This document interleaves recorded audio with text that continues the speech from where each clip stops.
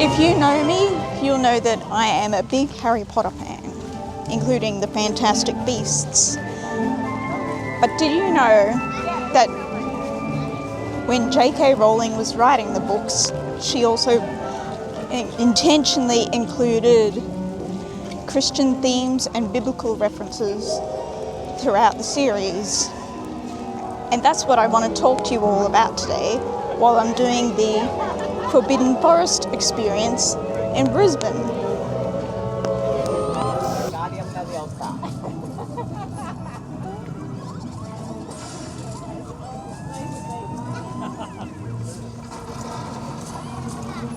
Come on now, round them up, there any pixies?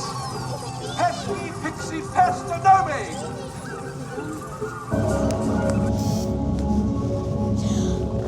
I know that there are many Christians who are opposed to Harry Potter and even Narnia because they promote witchcraft. Even though the Narnia movies and books are I fashioned myself a new name. A name I knew wizards everywhere would one day fear to speak when I became the greatest sorcerer in the world. The Narnia movies and books are like evangelistic. Although Harry Potter is not, it is J.K. Rowling was just influenced by Christianity and the Bible as she wrote the novels.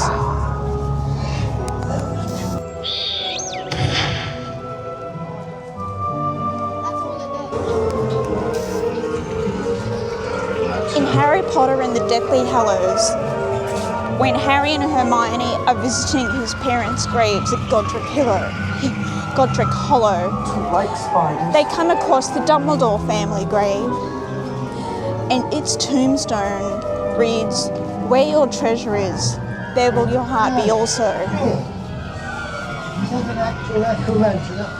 That is Matthew chapter 6, verse 21.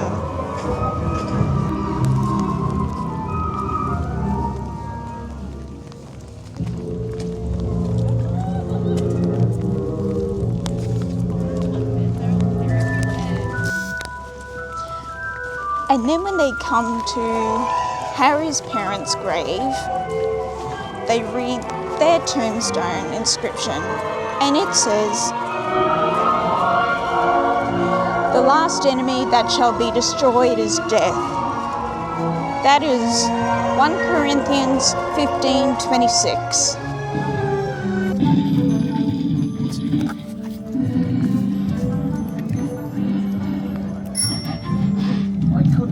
Because he's my brother. Well, half brother, really.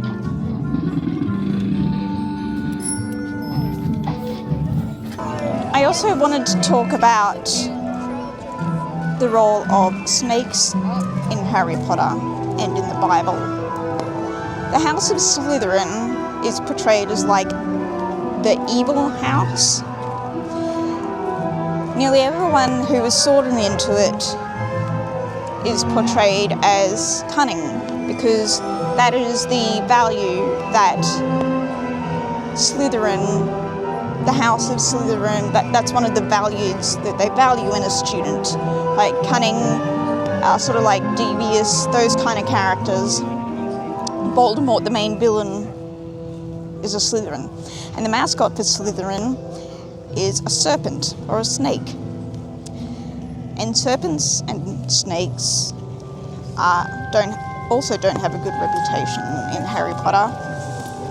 There's Voldemort has a pet called a pet snake.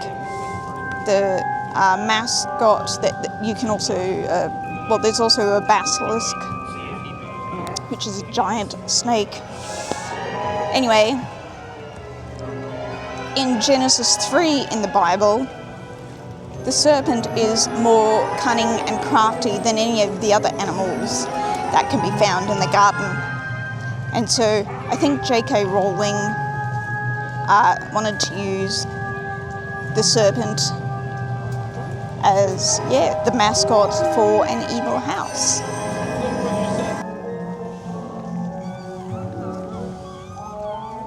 Here's some attachment issues. Now come on, Picket. Picket. No, they're not going to bully you. Now come on.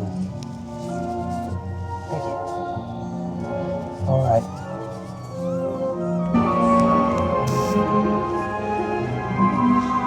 Spoiler alert, at the climax of the series, at the end of the Deathly Hallows, Harry basically sacrifices himself for the Wizarding World. And then he rises again. That is just like Jesus sacrificing himself for all of humanity. And he rose again. Right. For the last time, you pilfering pest, paws off what doesn't belong to you.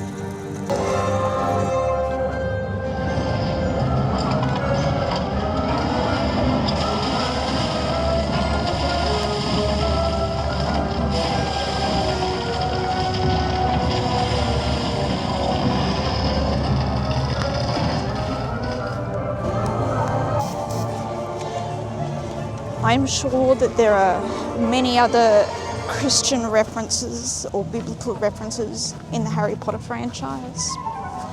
Maybe even the Fantastic Beasts.